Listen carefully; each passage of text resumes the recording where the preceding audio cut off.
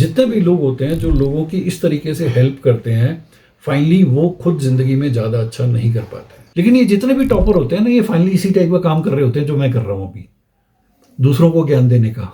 ये सीईओ कभी नहीं बनते।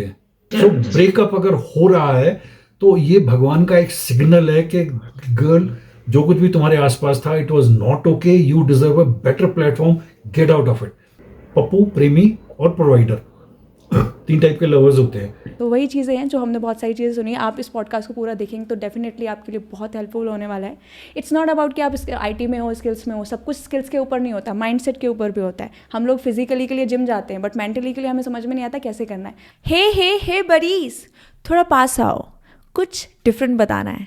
हम जानते हैं कि हमारा जो ये चैनल है इसमें हम हमेशा कोडिंग, प्रोग्रामिंग, टेक के बारे में बात कर रहे होते हैं, लेकिन आज का ये पॉडकास्ट होने वाला है थोड़ा हटके, थोड़ा डीप, क्योंकि चाहे स्टूडेंट हो या फिर एम्प्लॉय, कोडिंग सीखने के लिए, टेक में जाने के लिए जस्ट स्किल्स की ज़रूरत नहीं होती, एक राइट माइंडसेट और मेंटल पीस की ज़रूरत होती है। सो इस पॉडकास्ट में हमने बात करी है राजनीश सर से, जो आईपैड कंपनी के डायरेक्टर हैं। ये एक एक्सपर्ट हैं जो साइकोलॉजिस्ट टीम को लीड कर रहे होते हैं और काम करते हैं psychometric testing, career counselling, relationship counselling, mental health के फील्ड में। बहुत बड़े बड़े लोग, बहुत हर तरह का टाइप का पर्सन इनके पास काउंसलिंग के लिए, कंसल्टेंसी के लिए जाते हैं, इनके वेबिनार्स, सेमिनार्स को अटेंड कर रहे होते हैं। आज लकीली हम इस पॉडकास्ट के थ्रू उनके उस गोल्डन वैल्यूएबल एक्सपीरियंस को हमने इसमें डिस्कस किया है। हमने ट्राई किया है इसमें सारे ईच एंड एवरी पॉइंट जो हम लोग यंगस्टर एज, जो आप हैं, हमारी कॉलेज में हैं, एम्प्लॉयज़ में हैं, कॉर्पोरेट में हैं, किसी भी जॉब में हैं या फिर जॉब नहीं कर रहे हैं, तो वो हमेशा फेस कर रहे होते हैं। एंजाइटी, स्ट्रेस, रिलेशनशिप, ब्रेकअप, आपका कंपैरिजन हो रहा, प्रोक्रास्टिनेशन रहा, ओवरथिंक रहा, इन सब के ऊपर हमने इसमें बात की है। इनको एक्चुअल में जो रूट कॉज होता है वो क्या होता है, ये क्यों हो रहा होता है हमारे साथ, और इसको डील कैसे किया जाए। एक्चुअल में हमारे जो डिस्ट्रैक्शन है, हमारे गोल, हमारे ड्रीम के बीच में, उस डिस्ट्रैक्शन को कैसे कम किया जाए, हम कैसे एक बेटर लाइफ जिए। क्योंकि फिजिकल हेल्थ के लिए तो हम जिम जा सकते हैं बट मेंटल हेल्थ को हम इग्नोर कर देते हैं। तो ये पॉडकास्ट आपको मेंटली स्ट्रांग करने के लिए, ये जानने के लिए कि एक्चुअल में हमारे थॉट्स हमारे लिए कितने पावरफुल होते हैं, हम कैसे पॉजिटिविटी के साथ अपनी लाइफ को और स्मूथ बना सकते। हमने यहाँ पर बहुत सारी चीज़ें सिलेबस से बाहर बात की है जो कोडिंग में नहीं आती, लेकिन ये जो टॉपिक्स है ये हमारी लाइफ के सिलेबस में आ रहे होते हैं। तो अगर आप भी कंफ्यूज रहते हो या फिर लो फील कर रहे होते हो तो ये पॉडकास्ट आपके लिए बहुत इंपॉर्टेंट होने वाला है। आई एम डेफिनेटली श्योर, मैं प्रूव करके बोल सकती हूँ कि आप इससे कुछ ना कुछ सीख कर जाएंगे, क्योंकि मुझे इस पॉडकास्ट में बहुत कुछ सीखने को मिला है। तो ये पॉडकास्ट आपके लिए एक रियलिटी चेक भी हो सकता है। तो चलिए स्वागत करते हैं मिस्टर रजनीश सर का। सर, हम चाहे सोशल मीडिया की बात करें, उसमें हमारा इंस्टा हो, स्नैप हो या लिंक्डइन हो, जब हम वहाँ पर जाकर देखते हैं तो हम हमेशा लाइफ में ये देख रहे होते हैं कि सबके सब ना हमें कहीं ना कहीं बिजी दिखते हैं, सबकी लाइफ हैप्पी दिख रही होती है। लेकिन वही हम जाकर उनसे पर्सनली बात करें तो हमें पता चलता है कि शायद 90% में से भी बहुत ज़्यादा लोग ऐसे होते हैं जो यही बोलते हैं, पता नहीं क्या चल रहा है लाइफ में, उन्हें खुद नहीं पता। एक्चुअल में हमको देखने में वो हैप्पी दिख रहे हैं, बट जब हमसे पूछेंगे तो शायद ही कोई होगा जो बोलेगा कि नहीं, अच्छी जा रही है लाइफ। बट हम वहीं पर उनको जस्ट सोशल मीडिया पर देखकर या दूसरों की लाइफ देखकर कंपैरिजन शुरू कर देते हैं। चाहे हम स्टूडेंट हैं तो हम बोलते हैं इसने तो कम पढ़ाई की, फिर भी इसके मार्क्स ज़्यादा आ गए, इसका प्लेसमेंट इतना हाई लग गया। कॉलेज में एम्प्लॉयज़ हों हम अगर कंपनी में, तो हम ये भी सोचते हैं उसका अप्रेजल क्यों हो गया। हम वहाँ पर सेल्फ डाउट में आ जाते हैं कि मेरा क्यों नहीं हो रहा, मैं क्या इस लायक नहीं हूँ क्या फिर ये काम मेरे लिए नहीं है। तो ये जो चीज़ें हैं ना, हमारा धीरे धीरे कॉन्फिडेंस लो करती जाती है। तो सर, इसका रूट कॉज क्या है, एक्चुअल में स्टार्टिंग कहाँ से होती है? ओके, इसके पीछे 2 रीज़न है। सबसे पहला रीज़न ये है कि हम अपने ऊपर विश्वास नहीं करते हैं, वी डोंट लाइक आवरसेल्व्स। उसमें हम प्लानिंग पे ज़्यादा फोकस करते हैं और एग्जीक्यूशन पे कम फोकस करते हैं। हमें लगता है कि प्लानिंग में कहीं हमसे कुछ गलती ना हो जाए, क्योंकि रिस्क टेकिंग जो है वो आजकल मैंने देखा, आजकल की जो जनरेशन है उनकी रिस्क टेकिंग बहुत कम है, राइट। तो जब हम खुद को नहीं पसंद करेंगे तो हम सोशल मीडिया के ऊपर या इधर उधर जितने भी लोग होते हैं उनको ज़्यादा पसंद करते हैं, राइट। अब सोशल मीडिया में लोग क्यों हैं, try and understand why people are there in social media. Social media में इसलिए है कि उनको एक किक मिलती है, फैन फॉलोइंग ज़्यादा बढ़ गई, मेरे 1 मिलियन हो गए, 1.5 मिलियन हो गए। एवरीबडी इज इंटरेस्टेड कि मेरा फैन बेस बढ़ता रहे, राइट। अब फैन बेस बढ़ाने के लिए आपको क्या करना है, you have to attract people. अब अट्रैक्ट किस चीज़ से कर सकते हैं, 2-3 चीज़ें होती हैं। या तो स्किल से करो, आप एक अच्छा डांस करते हो, आप या बहुत अच्छा जिंदगी में करते हो, स्किल से करो, या स्किन से करो। लोग स्किन शो भी करते हैं, राइट। तो जितने भी लोग सोशल मीडिया में हैं उनका बेसिक पर्पस है अपना फैन बेस बड़ा करना, और फैन बेस बड़ा करने के लिए you have to look good, you have to look rich, and you have to show everything which is good about you.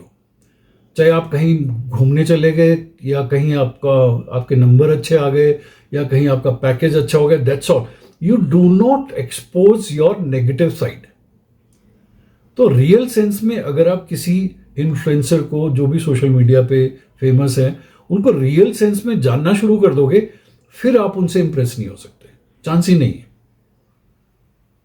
तो ये बेसिकली एक स्ट्रैटेजी है। तो अगर किसी स्टूडेंट को ये लगता है कि यार मैं बहुत ज़्यादा सोशल मीडिया से इन्फ्लुएंस हो रहा हूँ, so try and get to know reality about the person.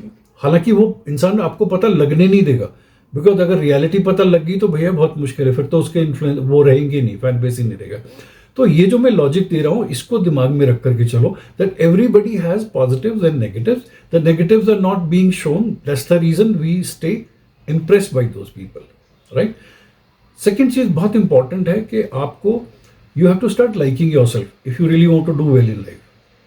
Because आपको कौन पसंद करता है? आप अगर खुद को ही नहीं पसंद करते हो तो भैया बाकी लोग कौन पसंद करेगा? मम्मी पापा हो सकते हैं थोड़ा बहुत पसंद करें आपको, बाकी तो कोई पसंद नहीं करेगा।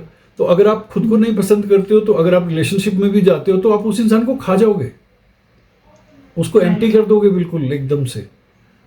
सो there are number of ways where you need to start liking yourself. उसमें सबसे पहला तरीका मैं जो इस वक्त शेयर करना चाहूंगा कि जब भी आप कभी कुछ करते हो, आपको पता होना चाहिए कि मेरा पोटेंशियल कितना है, राइट। अपने पोटेंशियल को ध्यान में रख करके रिजल्ट को एनविसाज करो। हम इनवेरिएबली क्या करते हैं, क्योंकि बचपन से मम्मी पापा ने सिखाया होता है you have to be the best, you have to be different, you have to be all this. इन चीज़ों से साइड में आ जाओ, अपने पोटेंशियल को समझो कि भैया मैं डांस अच्छा कर लेता हूँ, मैं मैथ्स में अच्छा नहीं हूँ, एक्सेप्ट योरसेल्फ, ठीक है। सेकेंडली, सारे दिन में ज़्यादा प्लानिंग मत करो, 2 या 3 चीज़ें प्लान करो कि आज मैं ये करूँगा, ये करूँगा, ये करूँगा, and then spend whole day in doing that. Evening में you should have a satisfaction कि मैंने जो जो प्लान किया था मैंने किया। Just do it for 10-11 days. After that, you will fall in love with yourself. Okay. It's like basically first कि हमें खुद से पहले प्यार करना आना चाहिए। अगर हम खुद से प्यार कर रहे होंगे देन हमारे सामने वाले पीपल्स भी हमसे अट्रैक्ट हो रहे होंगे, अदरवाइज वो खुद हमें देख रहे होंगे तो हमें अच्छा लग रहा होगा, मे बी दैट पॉइंट। हाँ, आप अगर किसी भी इंसान को देखो जिसको आप प्यार करते हो या जिसको आप बहुत पसंद करते हो, उस इंसान को देखो वो खुद को बहुत पसंद करता है, और यही बात आपको अच्छी लगती है। आप एक्चुअल में साइकोलॉजिकली इसको एनालाइज करके देखना। तो जिस दिन आप खुद को पसंद करना शुरू कर दोगे, आपकी चॉइसेस, आपके डिसीजन बिल्कुल सही हो जाएंगे। लेकिन अगर आप खुद को नहीं पसंद करते हो तो आपकी लाइफ में जो गैप्स होते हैं, होल्स होते हैं, उनको फिलअप करने के लिए आप किसी को अपनी लाइफ में लेकर के आओगे। ओके सर, तो जो ये कंपैरिजन है ये मतलब बिल्कुल ही करना बेकार है, या फिर कुछ कंपैरिजन, हेल्दी कंपैरिजन भी होता है कि हाँ हम इस लेवल पे किसी चीज़ मेरे ख्याल से कंपैरिजन नहीं करना चाहिए। Everybody has a different aptitude, has a different potential, different upbringing, everything. But ये जो टीनेज लाइफ होती है और जब हम लाइफ में कुछ करने की कोशिश कर रहे होते हैं, स्टूडेंट लाइफ होती है, तो कंपैरिजन हो जाता है। एक्सेप्ट पर्सनली फील कर पा रही हूं उसको तो कभी कभी एक्सेप्ट कर लो कि हाँ यार ठीक है वो अच्छा कर रहा है। बट एक चीज जिंदगी में हमेशा ध्यान रखना, अगर आप कर सकते हो सकता है एज ए स्टूडेंट नहीं कर पाओगे, ना तो किसी को इम्प्रेस करो और ना किसी से इम्प्रेस हो। इफ समबडी इज गुड, भैया ठीक है, अच्छा यार, मे बी उसकी सर्कमस्टांसेस ऐसे हैं, मे बी उसने मेहनत की है, बट इतना मैं बता देता हूं कि ऊपर वाले ने हर इंसान को कोई ना कोई पोटेंशियल दिया है। अब हमारी जिंदगी गुजर जाती है जस्ट टू फाइंड आउट कि हम किस चीज के लिए बने हैं। अब ये करियर को लेके हो सकता है, कोई स्किल को लेके हो सकता है, कुछ भी लेके हो सकता है। सो बेसिकली जिस दिन आपको ये रियलाइज हो जाएगा कि I M made for this, फिर तो पीछे देखने की जरूरत भी नहीं है। सर मेरा दूसरा क्वेश्चन आपसे इसी के रिगार्डिंग है। एक्चुअल क्या होता है ना, हमने बचपन से कोई ना कोई या तो मूवी देखते हैं, अपने किसी फ्रेंड्स के थ्रू या फैमिली मेम्बर के थ्रू सुना होता है कि हर किसी पर्सन के पास ना कुछ एक यूनिक स्किल होती है, वो किसी चीज़ में अच्छा होता है। लेकिन बहुत से सारे लोग ऐसे होते हैं ना, जो कॉलेज लाइफ में मैं बोलूँ स्टूडेंट्स को, उन्हें पता ही नहीं है कि वो किस में अच्छे हैं, नहीं पता कि पर्पज़ क्या है। तो मतलब ऐसा ज़रूरी है क्या, लाइफ में पर्पज़ होना ही ज़रूरी है? गो विथ फ्लो जा नहीं सकते कि हाँ जब पर्पज़ मिलेगा तो मिलेगा, या फिर पर्पज़ ढूंढना हो तो कैसे ढूंढेंगे? कैसे पता चले कि हमारे अंदर क्या बेस्ट है और हमें क्या करना चाहिए, वो कैसे फाइंड करें? पहले ये जो पर्पज़ है, ये जो फंडा, जितने भी मोटिवेटर्स और लोग पीछे आग लगाते हैं ना कि you have to have a purpose, don't waste your life, get up, do something. भाई इतनी जिंदगी है, मान लो 100 ईयर्स लेकर के चलते हैं तो कुछ तो करना पड़ेगा ना। 100 ईयर्स तक आप लेजी तो नहीं रह सकते ना, थोड़े पैसे भी कमाने पड़ेंगे, सेफ्टी देखनी है, हेल्थ देखनी है, बहुत कुछ देखना है। तो बेसिकली पर्पस जो ढूंढने का वो है कि find out something where you feel you have a comfort zone, जहां आपको लगे। जैसे किसी को डांस करना बहुत अच्छा लगता है तो मे बी वो डांस में करियर बना ले, ठीक है। क्योंकि अगर आपके अंदर में वो एप्टीट्यूड है, aptitude is basically innate quality right from childhood. तो अगर आपके अंदर में एप्टीट्यूड है, जैसे किसी का मैथमेटिक्स में एप्टीट्यूड है तो उसको मैथ्स में चाहे स्फेरिकल ज्योमेट्री हो, कुछ भी हो, बड़ा टक टक टक टक वो अब पढ़ लेगा। जैसे मैं बताता हूँ, मेरे मैथमेटिक्स में कभी 100 में से 99 आए ही नहीं, बल्कि मैथ्स वाला हमेशा कहता था कि मैं तेरे को ना चाहता हूँ कि 10 नंबर और दे दूँ। मैथ्स का जो 3 घंटे का पेपर होता था, I to finish within hour and half, और उसके बाद बैठ के मैं समोसे खाता था, क्योंकि वो इन्विजिलेटर बाहर नहीं जाने देते थे कि जब तक पूरा टाइम नहीं होगा you can not go, right. और बहुत सारे तो मैथ्स के ऐसे प्रोफेसर थे, वो चिट देते थे कि कल जब तुम आओगे तो यार ये सॉल्व करके ले आना। या जिस दिन मैं क्लास में पहुंच जाता था तो दे यूज्ड टू से कि आज तू क्लास ले ले, हम नहीं लेंगे। तो बट बहुत लोग you have to be good, you have to be good in what you do. So if you feel कि मेरा एप्टीट्यूड मैथमेटिक्स का है, या मेरा एप्टीट्यूड डांस का है, या मेरा एप्टीट्यूड जो भी आपको लगता है, एक्सेलेरेटर दबा दो, मास्टर बन जाओ, आपकी बाकी सारी चीजें जो है ना कवरअप हो जाएंगी। अब कोई क्रिकेट में अच्छा है, वो जरूरी तो नहीं है कि उसको ग्रेजुएशन करनी है, पोस्ट ग्रेजुएशन करनी है। क्रिकेट में अच्छा है तो इसी में एक्सेलेरेटर दबा दिया, निकल ले। एक्टिंग में अच्छा है तो इसी में एक्सेलेरेटर दबा दो, निकल लो। फिर तुमको नॉर्मल पढ़ाई की जरूरत नहीं है। हाँ, अब प्रॉब्लम क्या होती है कि इट ऑल्सो डिपेंड्स कि आप कहाँ से बिलोंग करते हो।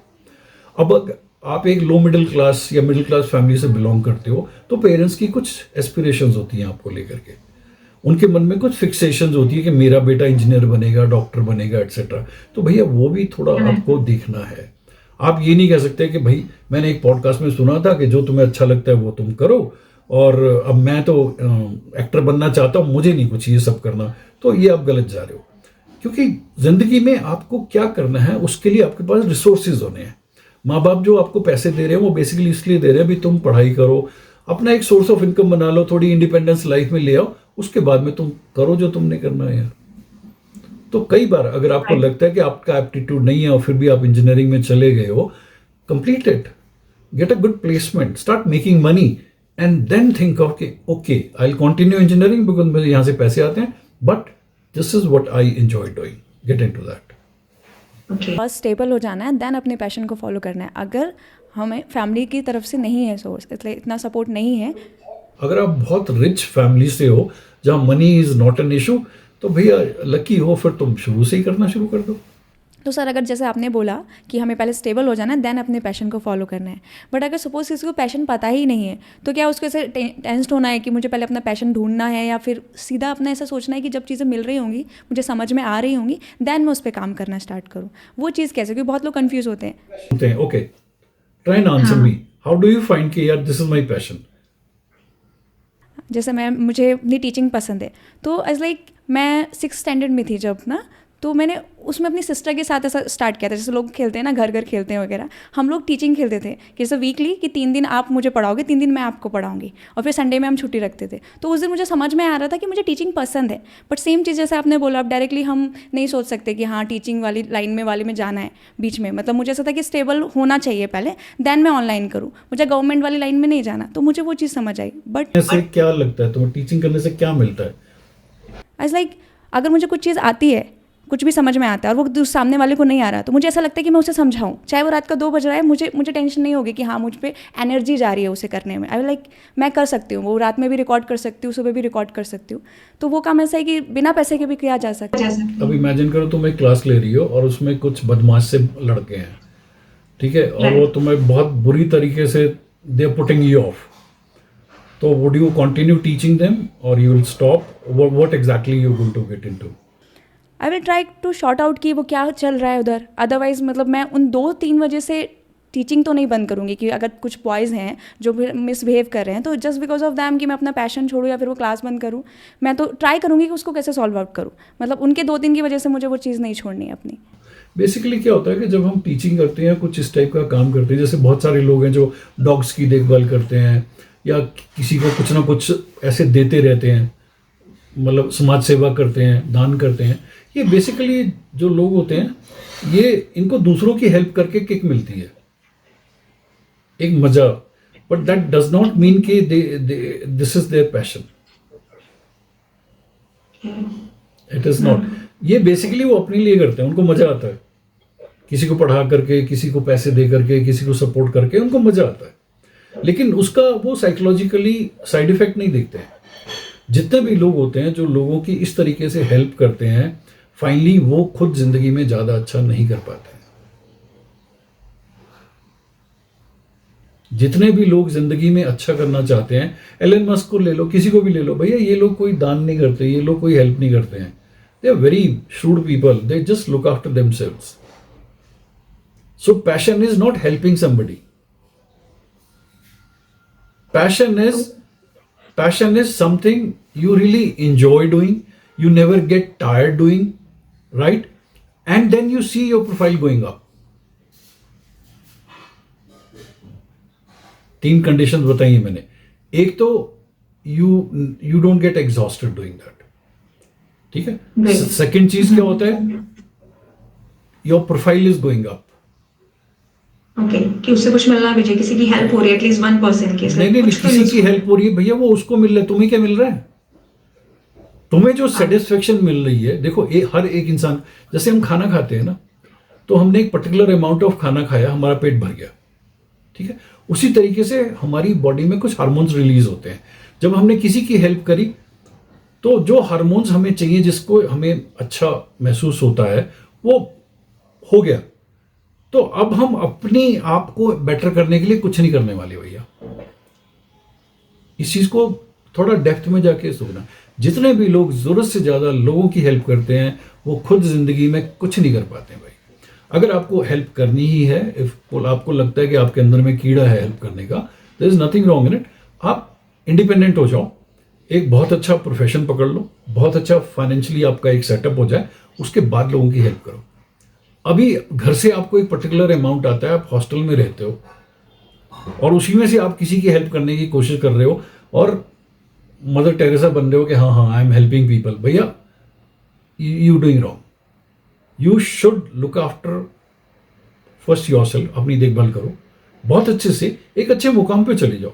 अभी देखो, अभी मान लो एज ए स्टूडेंट आप किसी की देखभाल करें तो कितने लोगों की देखभाल कर लोगे आप? 2 लोग, 3 लोग, 4 लोग की। मान लो अभी आप किसी की देखभाल मत करो, मेहनत करके डिप्टी कलेक्टर बन जाओ, एक डिस्ट्रिक्ट के हेड बन जाओ, you can benefit so many people भाई। तो ये एक ना ट्रेड ऑफ है। जरूरत से ज्यादा हेल्प करोगे तो this can not be your passion, that helping people is my passion. No, तो समझना होगा वो पैशन हमको कितना सेटिस्फाई कर पा रहा है, हम अपनी लाइफ में कैसे उस पैशन से तुम्हारा प्लेटफॉर्म ऊपर जा रहा है कि नहीं जा रहा है। Great man. जिस दिन आपका प्लेटफॉर्म ऊपर चला जाएगा, सरप्लस होना शुरू हो जाएगा, give it to the people. Great one, simple. Yes sir. So मेरा थर्ड क्वेश्चन आपसे ये होगा ना कि जैसे हमें अब मेरे जो हमारे चैनल पे मोस्टली टेकीज और स्टूडेंट्स हैं जो कंपनी आईटी सेक्टर में जाना चाहते हैं या फिर जा रहे हैं। इनफैक्ट मैं आईटी की भी बात हटा दूँ तो चाहे कॉलेज लाइफ हो, तो ये जो रिलेशनशिप जैसी चीज़ें जो आजकल हमारे यंगस्टर के लिए बहुत कॉमन हो गई है, मतलब उसमें होता ही है। बट कई बार ऐसा होता है ना कि यही रिलेशनशिप किसी के लिए तो इमोशनल सपोर्ट हो जाती है और किसी के लिए वही डिस्ट्रैक्शन बन जाती है। मतलब कुछ लोग ऐसे होते हैं कि उनके लिए बहुत सपोर्ट में से चल रही है, बट कुछ ऐसे होते हैं कि वो तो अच्छा करना चाहती है, या तो सामने वाला पार्टनर आपकी लड़का है या लड़की है जो भी है, वो जो एक्सपेक्ट कर रहे हो तो वो नहीं मिलता और वही चीज़ उनको करियर से डिस्ट्रैक्ट कर देती है। तो ये क्या चीज़ होती है, मतलब क्यों दूसरे के लिए वो सपोर्टफुल हो रही होती है? क्यों कुछ लोग करियर के साथ भी रिलेशनशिप को मैनेज कर पाते हैं, कुछ लोग नहीं कर पा रहे होते हैं? देखो वो समझ, हाँ, रिलेशनशिप से रिलेटेड ना कोई एजुकेशन नहीं हमारे देश में है। पॉडकास्ट से कुछ लोगों को कुछ पता लग जाता है या फिर वो काउंसलिंग करने के लिए हमारे पास आते हैं। जैसे किसी का ब्रेकअप हो गया तो ब्रेकअप में जो पेन से गुजरते हैं लोग, they just don't like it. यार इसी इंसान से इतना मुझे अच्छा लगता था और अब इसी इंसान के कारण मुझे इतनी पेन हो रही है, तो खाना छूट गया, पढ़ाई छूट गई। अब घर वालों को भी नहीं बता सकते because most of the relationships are close relationship. Close relationship मतलब फैमिली को पता ही नहीं होता। कई लोग तो ऐसे होते हैं कि अपने फ्रेंड सर्कल को भी नहीं बताते हैं। कई तो रिलेशनशिप में ऐसा होते हैं, फैमिली को काट देंगे, फ्रेंड्स को काट देंगे, सबको काट देंगे, बस यही एक इंसान है, एक ही रस्सी, एक ही पर्सन पे डिपेंड और जिस दिन वो रस्सी कटती है उसके बाद में आपको पता ही नहीं होता आप ना खा सकते हो ना कुछ करते हो, सीने में दर्द हो रहा है, आप उस जगह पे नहीं जा सकते हो जहाँ पर उसके साथ घूमने गए थे, आप वो वाले कोई काम नहीं कर सकते हो। और इसमें अगर फिजिकली आप इंटीमेट हो चुके हो तो फिर तो आपकी हालत बहुत खराब है। अगर ये प्लूटोनिक लेवल पे रहता है फिर भी थोड़ा सा आप इसको मैनेज कर लेते हो। और मैंने बहुत सारे स्टूडेंट्स को देखा है कि पढ़ाई में टॉपर रहते हैं लेकिन रिलेशनशिप के कारण में उनकी बैंड बजती है। मैं ये नहीं कहता रिलेशनशिप खराब है, लेकिन आपको बेसिक्स को समझना है। टीनेज में या कॉलेज लाइफ में रिलेशनशिप बहुत अच्छा लगता है यार, इससे बढ़िया तो कुछ लगता ही नहीं है।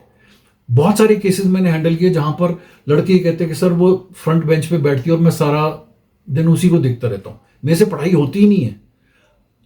जैसे कोई बहुत सारी गर्ल्स कहती हैं कि सर एक बार उसका फोन आ जाए बस उसके बाद तो लगता है जिंदगी सॉर्टेड आउट है, एटसेट्रा एटसेट्रा। तो समझने की कोशिश करो, रिलेशनशिप में एंटर करने के लिए सबसे पहले मेक श्योर कि आपकी खुद की पर्सनैलिटी में बहुत कम गैप्स हों। अगर आपकी खुद की पर्सनैलिटी पंक्चर्ड है, मतलब आपका खुद का ही खाना पीना पढ़ाई करना, अपने ऊपर खुद ही आपके ऊपर कुछ कंट्रोल नहीं है, आप बिल्कुल एक अनकंफर्टेबल पर्सनैलिटी है, तो you will be keen to get in to relationship at the earliest and you will look forward to somebody जो आपकी देखभाल कर ले। मैंने ऐसे ऐसे केसेस हैंडल किए जहां पे गर्ल्स कहती हैं कि मेरे को तो 4 लड़के चाहिए, एक मेरे बिल्स दे दे, एक मेरे को घुमाने फिराने ले जाए, और एक के साथ मैं फिजिकल हो जाऊं, और एक के साथ में maybe I will get married to this guy. So ठीक है, it is their life, so I am not saying this is right और दिस इज रॉन्ग। इस दुनिया में मेरे हिसाब से रिलेशनशिप को लेकर ना तो कुछ गलत है ना कुछ सही है, बट अगर आप खुद में एक अच्छी पर्सनैलिटी हो और फिर सामने वाला, और अपने काम की तरफ आप बिल्कुल अच्छे से, जैसे आप जैसे पढ़ाई कर रहे हो या कुछ भी कर रहे हो और उसमें आप बहुत अच्छे से पढ़ाई भी कर रहे हो, कोई गेम भी खेलते हो, और फिर इस प्रोसेस में आपको you come across somebody where you feel good being with the person, talking to the person etcetera etcetera, and then get into a relationship. लेकिन अगर आप खुद एक अनकंफर्टेबल हो तो भैया सामने वाले को आप 2-3 महीने के बाद में नुकसान हो जाएगा, वो आपको छोड़ के भाग जाएगा। The day the person comes to know कि यार इसमें तो बहुत सारे झोल हैं पर्सनैलिटी में, the person will run away from you. So if you really want to enjoy relationship, continue working on yourself. ठीक है, Okay, तो सर गिव जैसे the best version of yours to the person. सामने वाले को लगना चाहिए यार क्या लड़की है यार, कितनी सुंदर है यार, सो ब्यूटीफुल, इतने अच्छे से बात करती है, मजा आता है इसके साथ टाइम स्पेंड करने में। तो उससे क्या हो जाएगा, you will never be uncomfortable, आप कभी जासूस नहीं बनोगे, आप बहुत ज्यादा अनकंफर्टेबल नहीं करोगे सामने वाले की लाइफ को, क्योंकि आपको पता है कि I have earn this guy and this guy knows my worth. लेकिन अगर आपने किसी तरीके से उसको टेढ़ा मेढ़ा करके अपनी तरफ खींचा है तो you will be always question, तुम कहां पर हो, क्या कर रहे हो, ये मत करो, तुमको मैंने कहा था ये मत, मतलब you will make somebody's life hell. और इसमें क्या होता है, कई बार कुछ स्टूडेंट बहुत अच्छा कर रहे होते हैं, they get into a relationship and their पढ़ाई गोज फॉर। तो बेस्ट तरीका यही होता है, अपने आप को ठीक रखो, अच्छे से enjoy your relationship, but be aware of that you are here in this college for studies. Do not stop rest of your activities. I have seen people college नहीं जाना, कुछ नहीं जाना। जैसे एक I was handling a case of Mumbai, MBBS कर रहे थे दोनों, तो दोनों को लगा कि we are made for each other. आजकल तो एक बड़ा फंडा चला है ट्विन सोल का कि ही और she is my twin soul. उस चक्कर में उन्होंने कॉलेज जाना बंद कर दिया। They took 7.5 years to complete their MBBS of 4 years, और वो भी when they came for the counselling, घर वालों ने बोला कि इनकी काउंसलिंग करके किसी तरीके से कर दो। Okay, so relationship is something you need to enjoy. बहुत अच्छा लगता है, anybody who is in relationship, उसको मेरी जैसी लोगों की बातें सुनना अच्छा नहीं लगेगा, उसको लगेगा यार आई एम एंजॉयिंग माई मेरा बंदा बिल्कुल डिफरेंट है। बट थोड़ा सा कॉशियस रहो, अपनी फैमिली से डिस्कनेक्ट मत हो, अपने फ्रेंड से भी डिस्कनेक्ट मत हो, बिकॉज जब कटोगे तो यही लोग तुम्हारी देखभाल करेंगे। ठीक है, आई एम नॉट सेइंग कि तुम कटोगे, ठीक है। एंड सेकेंडली अपने करियर को लेके भी चलो। अब वो इंसान आपकी तरफ क्यों आया, मे बी आप पढ़ाई में अच्छे थे, आप कुछ आपके अंदर में अच्छा था, इसलिए वो इंसान आपकी तरफ आया, और अब आप इन्हीं चीज़ों में नीचे आ गए तो you losing your values. Similar, जैसे आप रिलेशनशिप में आने से पहले आपको वो कुछ और मिल रहा होता है पर्सन, लेकिन जैसे आप रिलेशनशिप में आते हो देखते हो कि वो पर्सन चेंज होना शुरू हो गया है। मतलब कई बार ऐसा होता है कि आप अपनी तरफ से सही हो, बट सामने वाला पर्सन या लड़की हो लड़का कोई भी चेंज होता है, उस वजह से फिर आपका ब्रेकअप हो रहा होता है। तो इंसान के ना अंदर, मैंने अपने फ्रेंड्स के जोन में ऐसा देखा है, अपने कलीग फ्रेंड्स में, उनके अंदर फिर एक फोमो हो जाता है कि नहीं यार मैं तो शायद रिलेशनशिप के लायक ही नहीं हूँ, या फिर मुझे कोई मिलता नहीं, या फिर सिंगल रहना ही बहुत बेस्ट होता है, जो कॉलेज से भी बाहर आ गए, क्योंकि ब्रेकअप की वजह से उनके दिमाग में एक फियर बैठ गया है कि नहीं, जो सामने वाला होता है वो हमेशा हमेशा सेम एक से ही होते, सारे लड़के या सारी लड़कियाँ एक से ही होती है, तो वो फियर फिर कैसा है सर, मतलब उसको कैसे निकाले अगर ऐसा कुछ? बॉयज़ और सभी गर्ल्स एक से जैसे होते हैं। देखो, जो मैंने पहली बात आपको बोली कि आपकी पर्सनैलिटी जो है वो बहुत सही होनी चाहिए, ठीक है। अब पर्सनैलिटी सही का मतलब क्या है, वो like you try and give me your feedback कि व्हेन आई से your personality should be okay, so what is your perception about it? My personal is like कि मुझे अपना काम, जो मुझे मेरा ड्रीम है, मेरा फोकस है, तो जो मैं पहले से करती आई हूँ, चाहे वो पर्सन आया हो या नहीं आया हो, तो वो मुझे बाद में भी कंटिन्यू करना है। मेरी डिपेंडेंसी उस पर नहीं होनी चाहिए। मतलब मैंने ये चीज़ अपने एक्सपीरियंस से भी देखी है कि जब हम रिलेशनशिप में डिपेंड हो जाते हैं कि वो ऐसा कर रहा है, वो ऐसा क्यों कर रहा है, वो ऐसा करेगा तभी मुझे अच्छा लगेगा, वो ऐसा नहीं करेगा तो मुझे बुरा लगेगा, तो जब हम उस पर डिपेंड होते जाते हैं, हमारी चीज़ें हम अपने हाथ से कंट्रोल खो देते हैं और उसके हाथ में दे देते हैं, तब वो चीज़ें ख़राब होनी शुरू हो जाती हैं। ये रिलेशनशिप में कंट्रोल देना बड़ा अच्छा लगता है। मेरी बंदी बताएगी मुझे क्या करना है, मेरी बंदी जैसे, बस मैं तो उसके हिसाब से ही चलूंगा। जैसे अगर ट्रिप में 4-5 कपल जा रहे होते हैं तो कॉलेज तुम्हारी बंदी ने किसी और को पानी पिला दिया तो तुम्हारी हालत खराब हो जाती है कि यार कॉलेज लाइफ में बहुत मोस्टली अजीब द पॉजिटिवनेस के, प्रॉब्लम क्या है ना मेरे कि साथ बैठो, मेरे साथ हाँ, यू खाओ। Need to explore this field, learn more about it, google about it, talk to people, get to know what relationship is. Relationship में 5 स्टेजेस होती हैं। पहली स्टेज होती है वो हनीमून स्टेज होती है। पहली 2-3 महीने के लिए हर इंसान को रिलेशनशिप में घुसते ही बड़ा अच्छा लगता है। यूफोरिक स्टेज कहते हैं इसको साइकोलॉजी में हम लोग ना। You keep thinking about that person, keep waiting कि अभी कॉल आएगी, अभी हम बात करेंगे। यू गिव योर बेस्ट, आप अच्छे अच्छे कपड़े पहन के जाते हो, बिल्कुल टाइम पे जाते हो और अपना जितना भी नेगेटिव्स होता है उसको छुपा के रखते हो, और सामने वाला भी आपके नेगेटिव्स को लेके ब्लाइंड हो जाता है अगर आपका पहला रिलेशनशिप है। दूसरे तीसरे रिलेशनशिप में तो कहानी कुछ और ही होती है। तो पहले रिलेशनशिप में जो पहली स्टेज होती है वो यूफोरिक होती है, हनीमून होती है, 2 या 3 महीने की रहती है, ठीक है। उसके बाद में फिर सेकंड स्टेज आती है। सेकंड स्टेज का मतलब क्या होता है कि फिर आपको थोड़ी थोड़ी रियलिटी पता लगती है, क्योंकि फर्स्ट स्टेज में आप ब्लाइंड होते हो, सेकंड स्टेज में आपको थोड़ी थोड़ी रियलिटी पता लगती है, ठीक है। रियलिटी में आपको लगता है अच्छा एक्चुअल में ये कहता था कि मैं ड्रिंक नहीं करता, नहीं नहीं कभी कभी पीता ही है, ओकेजनली ही ड्रिंक समटाइम्स, ठीक है। और थर्ड स्टेज आती है जब आपको, जिसको हम कहते हैं डिसीजन मेकिंग स्टेज, तब आपको डिसीजन लेना है कि मेरे को इसके साथ कंटिन्यू करना है कि नहीं करना है। प्रॉब्लम कहाँ होती है कि अगर आपकी पर्सनैलिटी कंप्लीट नहीं है, आप अपने आप में कॉन्फिडेंट नहीं हो, तो आप अपने नेगेटिव्स को छुपा देते हो, आप सामने वाले को पता ही नहीं लगने देते हो, ठीक है। और थर्ड स्टेज में अगर आपने अपने नेगेटिव्स छुपा दिए और सामने वाले ने डिसीजन ले लिया कि हाँ ठीक है we will continue this relationship, तो फिर फोर्थ स्टेज में दबा के लड़ाइयाँ होती हैं। मतलब एक टाइम ऐसा होता है कि तुम्हें उसका पसीना बड़ा खुशबू वाला नजर आता है कि वो यार शी स्मेल सो गुड, और तब ये लगता है यार ये why she talking to me यार, I just want to listen to her. तो ये फोर्थ स्टेज आ गई बिकॉज आपने बीच में कुछ ऐसी चीजों को छुपा लिया।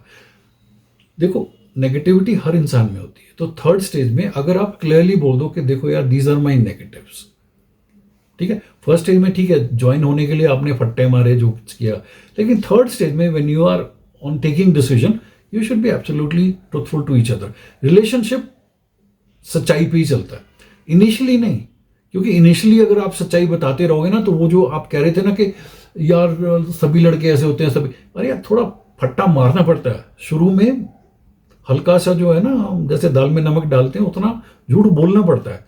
रिलेशनशिप जब चल जाता है अच्छी स्टेज पे पक जाता है, then you should come out with truth कि यार देख एक्चुअल में ना ये स्टोरी है, ठीक है। अब एक चीज और मैं सभी स्टूडेंट को बताना चाहूंगा, कॉलेज की लाइफ में जो आपका रिलेशनशिप होता है आप 100% अपना समर्पण कर देते हो कि भैया तेरे से ही मैं शादी करूंगी, चुन्नू मुन्नू हमारे बच्चे होंगे और ये उनके कियान और यान हम उनके नाम रखेंगे एटसेट्रा। मेरी 27 ईयर्स की प्रैक्टिस में आई हैव सीन के कॉलेज के रिलेशनशिप 1 या 2% सक्सेसफुल होते हैं, दे डोंट गेट मैरिड। तो मैं ये नहीं कह रहा हूं, I am not breaking your heart के आपको रिलेशनशिप में नहीं जाना चाहिए, but just enjoy. So what can you enjoy being in relationship in a college? You can sit together, talk to each other. अगर आपका फिजिकल होने का कॉन्शियस आपका परमिट करता है तो that is up to you, there is no restriction on that, government has allowed everybody, right. But you can work together on projects. अरे यार दुनिया को एक्सप्लोर करो, कमरे के अंदर मत घुसे रहो यार, ट्रैकिंग पे जाओ, बंजी जंपिंग करो यार, कपल बंजी जंपिंग करते हैं आजकल। थोड़ा सा पैसा निकाल करके कहीं ट्रैवल करके देखो, see each other, how do you interact when you travel, when you are with the people. Sometime try and alone travel करके देखो कुछ, और कुछ ना कुछ ऐसा ना हो कि हमेशा तुम बाबू बाबू बातें करते हो।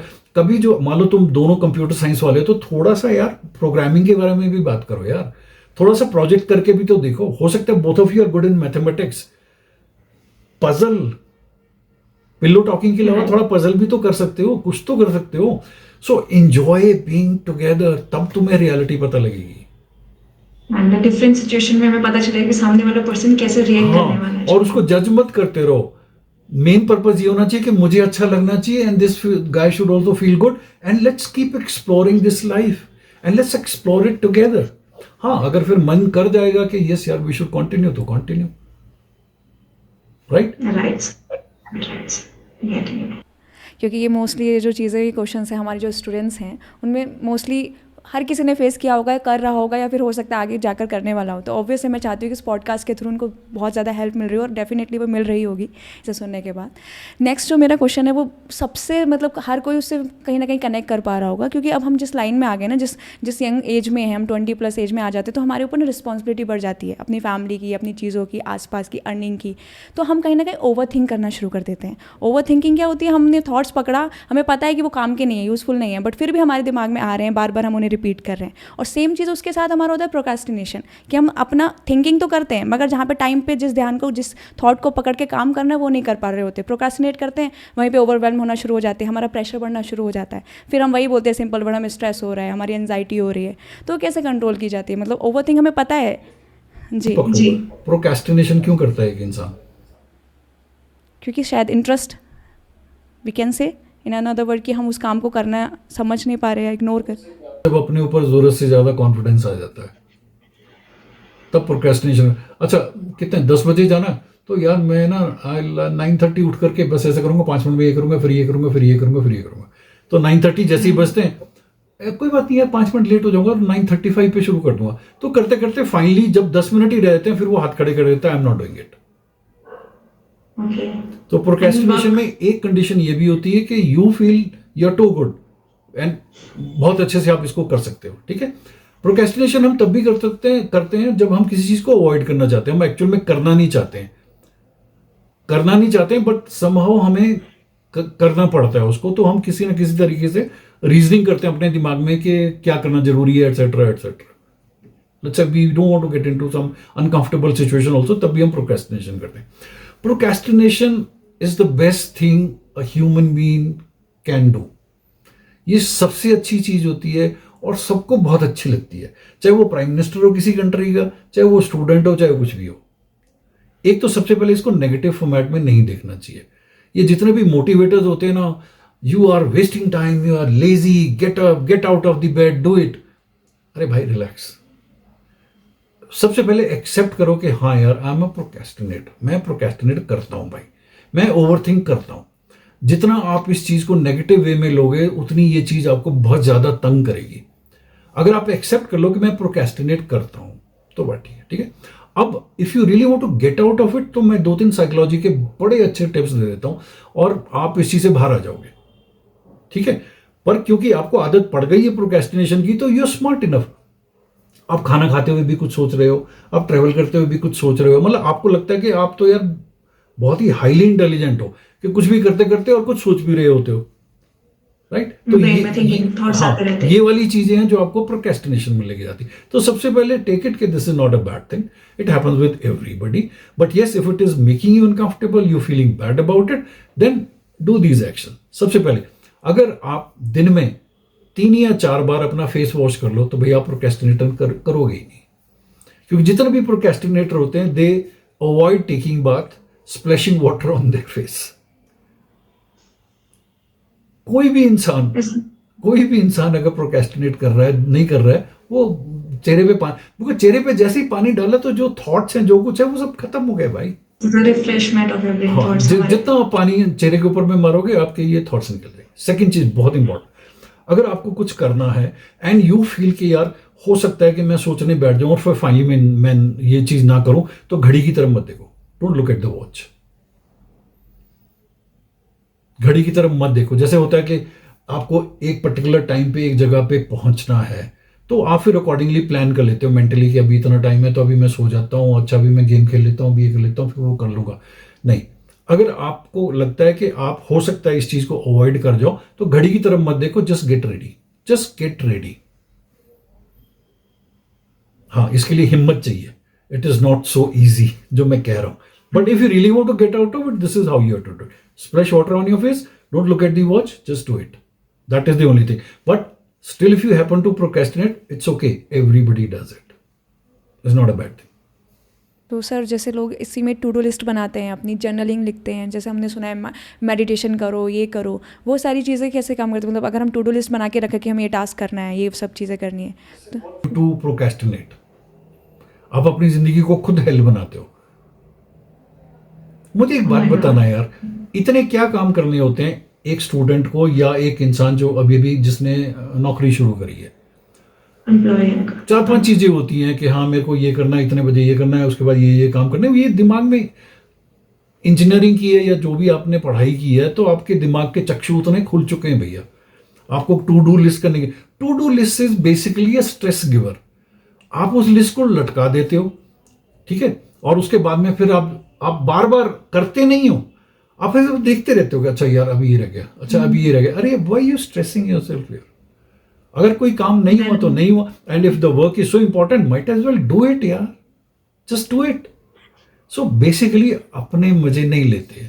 जिन लोगों में सेंस ऑफ बिलोंगिंग नहीं होती ना, जो अपने मजे नहीं लेते हैं, वो ना तो रिलेशनशिप चला पाते हैं और वो साइलेंट स्ट्रेस के शिकार बनते हैं। मतलब साइलेंट स्ट्रेस थोड़ा सा मैं बात करूंगा, क्योंकि आजकल मैंने स्टूडेंट्स को देखा साइलेंट स्ट्रेस बहुत ज्यादा होती है। जैसे मान लो आपको कंप्यूटर साइंस चाहिए था, सीएस चाहिए था, आपको मिला नहीं, आपको मिल गया सिविल इंजीनियरिंग। या मान लो आपको मिस्टर ए था, ये एज ए बॉयफ्रेंड चाहिए था, और मिल गया आपको मिस्टर सी। ठीक है, तो साइलेंट स्ट्रेस का मतलब ये होता है कि सिम्टम आपके सारे स्ट्रेस वाले होते हैं, लेकिन आपको पता नहीं होता कि why I am feeling so bad. आप किसी भी चीज के मजे नहीं लेते हो, हमेशा एजी रहते हो, यू डोंट एंजॉय एनीथिंग। ना खाना खाना अच्छा लगता है, ना सोना अच्छा लगता है, हमेशा डिसीजन मेकिंग तो बहुत पुअर हो जाती है। और ऐसे लोगों का एक मैं फिजियोलॉजिकल वो बता देता हूं, ऐसे लोगों को प्यास बहुत कम लगती है, ये पानी बहुत कम पीते हैं, ये पानी बहुत कम पीते हैं। और किसी भी फंक्शन में, किसी भी पार्टी में जब सब लोग एंजॉय कर रहे होते हैं ना, तो ये बिल्कुल अलग थलग होते हैं, अपनी दुनिया में खोए हाँ, रहते ये हैं। एंजॉय नहीं कर रहे होते। और इनको ये भी लगता है कि ये सब लोग क्या कर रहे हैं, ये टाइम वेस्ट कर रहे हैं, खुद भी नहीं पढ़ रहे होते, लेकिन दूसरों को भी ये नेगेटिव देते हैं। तो बेसिकली करना क्या है आपको, अब आपको जो भी मिल गई है, स्ट्रीम मिल गई है, basically you have to improve your sense of belonging. Sense of belonging क्या होती है? सबसे पहले you have to feel good about yourself. अब जैसे मान लो तुम अपने आप को शीशे में देखती हो, तो शीशे में देखते ही तुम्हें क्या लगता है? इट्स लाइक हमें खुद से ऐसा लगता है कि हाँ ये मैं हूँ, लाइक खुद को एक्सेप्ट करते जैसे हम हैं। मतलब in the beginning we are not like कि क्या है, सब कुछ नॉर्मल रेडी हुए, बट मैंने भी ऐसी चीज़ें देखी, जैसे वो तो ऐसा सुना होता है ना पॉडकास्ट में, सुबह खुद को गुड मॉर्निंग बोलो, खुद को अप्रिशिएट करो, दोस्त टाइप। मोटिवेशन को साइड में रख दो, जब भी आप शीशे में देखते हो अपने आप को पसंद करो। प्रॉब्लम क्या होती है, मैंने मोस्ट ऑफ द फीमेल्स के केस में देखा, वो शीशे में देखते ही सब यार मेरा नाक मोटा है, यार मेरे गाल यार मैं मोटी हो गई, यार वेट रिडक्शन डाइट करूंगी, मैं ये करूंगी। या होता है ऐसा, कॉमन भी होता भाई है। अगर तुम खुद को ही नहीं पसंद करते हो, तो जिस बंदे के साथ आप चिपकी हुई हो वो तुम्हें क्यों पसंद करेगा? वो एक पर्पस के लिए पसंद करेगा, मे बी उसका पर्पस फिजिकल है, मे बी फाइनेंशियल है, जो भी है वो उसको कंप्लीट करके भैया वो कटेगा तुमसे। अगर maybe you were easily available to somebody, तो the person is pounced on you. So समझने की कोशिश करो। सबसे पहले शीशे में जब जाते हो, ठीक है आपका नाक अच्छा नहीं है, कुछ तो अच्छा होगा यार, आंखें अच्छी होंगी, बाल अच्छे होंगे, गाल अच्छे होंगे, तो whenever you look into the mirror, enjoy yourself looking. अपने आप को देख के थोड़ा सा अच्छा लगने चाहिए, हाँ यार हम अच्छा लग रहा है, I am looking good. Specially जब आप एग्जाम देने जाते हो, तो थोड़ा सा शीशे में देखो, सीटी मारो, आई एम लुकिंग फैंटास्टिक, चलते हैं। Fall in love with yourself, ठीक है। अपनी बॉडी की देखभाल करो, ज्यादा नहीं कि आप मतलब ब्यूटी पार्लर में ही बैठे रहो, बट देखभाल करो अच्छे से, यू शुड लुक खुद से प्यार करो खुद, ठीक है। हाँ। उसके बाद में देखो कि यार मेरी लैंग्वेज कैसी है यार, कोई ना, तुम आपकी जो जिस भी तरीके से आप कम्युनिकेट करते हो, इंग्लिश में करते हो, हिंदी में करते हो, तेलुगु में करते हो, आपकी लैंग्वेज बहुत अच्छी होनी चाहिए. You should be clearly able to communicate और सामने वाले को अच्छे से समझ लो. ठीक है, तो आप दिखते अच्छे हो, आप बोलते हो, इसको हम कहते हैं लुक्स, लेबल एंड लैंग्वेज. आप दिखो अच्छा, ठीक है, लैंग्वेज आपकी अच्छी होनी चाहिए, और लेबल, आप पहनते क्या हो वो बहुत अच्छा होना चाहिए. उसके बाद में 2 चीजों में आपको परफेक्ट होना है. एक तो एक किसी सब्जेक्ट में, कोई भी जो भी आपके स्टडीज का सब्जेक्ट है उसमें आपको बिल्कुल मास्टर होना है, और एक किसी गेम में. किसी गेम में. नहीं तो कई लोग होते हैं कि नहीं यार पढ़ाई का टाइम खराब हो जाएगा, हम नहीं खेलेंगे, हम नहीं खेलेंगे, यार स्पोर्ट्स, कद्दू बन फिजिकल जाओगे, एक्टिविटी से दूर रहते हैं. बहुत बुरी हालत हो जाएगी. और एक होता है कि वो फील्ड में ही रहता है, वो बास्केटबॉल पे बास्केट कर रहा होता है और मैच के पीरियड में गायब हो जाता है. तो दोनों में बैलेंस करके आप किसी एक गेम को पकड़ लो, उसमें अच्छे हो जाओ, और एक स्टडी का कोई भी एक टॉपिक पकड़ लो, उसमें अच्छे हो जाओ. तो ये आपकी पिलर ऑफ पर्सनैलिटी बन जाते हैं. उसके बाद में आप रिलेशनशिप में जाओ, किसी इंटरव्यू में जाओ. जैसे अभी पीछे जैसे ये माइक्रोसॉफ्ट, गूगल वगैरह के इंटरव्यू चल रहे थे, तो बहुत सारे बच्चे आज इन्होंने काउंसलिंग ली कि मेरा इतना सीजीपीए था और जो लड़की सिलेक्ट होगी उसका तो 7.2 था और वो सिलेक्ट हो गई और मैं सिलेक्ट नहीं हुई है. और तो मैंने कहा देखो, बेसिकली इंटरव्यू वाले को ये लग गया कि you are a person going in for perfection. उनको परफेक्शन वाले नहीं चाहिए, बिकॉज जो बच्चा परफेक्शन में जा रहा है उसके फिक्स्ड आइडियाज हो जाते हैं, वो फेलियर देख ही नहीं सकता है. उनको ऐसा चाहिए कि रेडी, जो स्टूडेंट जो मतलब रिसीव करने के लिए तैयार हो. तुम तो ऑलरेडी भरे पड़े हो, 9.2 सीजी लेकर के चल रहे हो, तो उनको लगता है इसको क्या देंगे हम, ना फिक्सेशन हो रखी है. तो they will select somebody who is ready to receive it and your personality. Okay, so basically इस जिंदगी को एक्सप्लोर करो, मजे लो. ये स्टूडेंट लाइफ दोबारा नहीं आती है. ओके, बट सर जैसे अभी कुछ स्टूडेंट्स, आपने प्लेसमेंट की बात बोली, ये चीज़ें होती है, मतलब मेन अगेन ये कंपैरिजन वाला सीन आ जाता है. मैंने खुद के कॉलेज टाइम में देखा है, प्लेसमेंट टाइम में कई बार ऐसा लगता है कि उसे तो इतना नहीं आता था जितना हमको आता था, लेकिन कंपनी उसको लेकर गई, या फिर वो उसने ये राउंड क्लियर कैसे कर लिया जब मेरा नहीं हुआ, उसको तो इतना भी नहीं आता था. तो फिर डिड यू एक्सप्लोर के इंटरव्यू में किस चीज को ध्यान में रख करके इंटरव्यू किया जाता है? Like I have been on a interview panel for number of placements, right? तो एक जब हम इंटरव्यू कंडक्ट करते हैं तो उसके सेगमेंट्स होते हैं. जो इनिशियल इंटरव्यू होता है उसमें इनिशियल जो 2-3 क्वेश्चंस होते हैं वो that is to make you comfortable. ठीक है, तो कई बार क्या होता है, मैं बताता हूँ, एक इंटरव्यू में कंडक्ट कर रहा था, तो उसमें सामने वाले से पूछा, भाई तुम क्या करते हो, तुम्हारे फैमिली क्या करती है, कहती है फार्मर है. तो हमने ऐसे पूछ लिया, कितनी जमीन है तुम्हारे पास में, अब उसको पता नहीं था. तो झूठ भी तो बोल सकता था कि जी 80 एकड़ है, हम कौन से जाके नापने वाले थे, या कोई टेक्निकल क्वेश्चन तो नहीं है ना ये. तो गेट इनटू के इंटरव्यू में क्या पूछा जाता है, कहां कहां फट्टा मारा जा सकता है, and enjoy this process. Don't just sit with कि मेरा 9.cg है तो I think everybody should select me. अरे यार इतनी ईगो लेके मत चलो. You should open. क्या आप इंटरव्यू को समझो कि इंटरव्यू वाला क्या देखने आ रहा है तुम्हारे अंदर. Curiosity, the confidence. ठीक है, जैसे जब तुम पढ़ाई करते हो तो पढ़ाई में तुमसे ये पूछा जाता कि जैसे मान लो कोई भी, जैसे ताजमहल है तो ताजमहल की डायमेंशंस क्या है. मान लो सिविल इंजीनियरिंग कर रहे हो, ताजमहल की डायमेंशन पूछ ली, ये सिविल इंजीनियरिंग का सवाल होगा.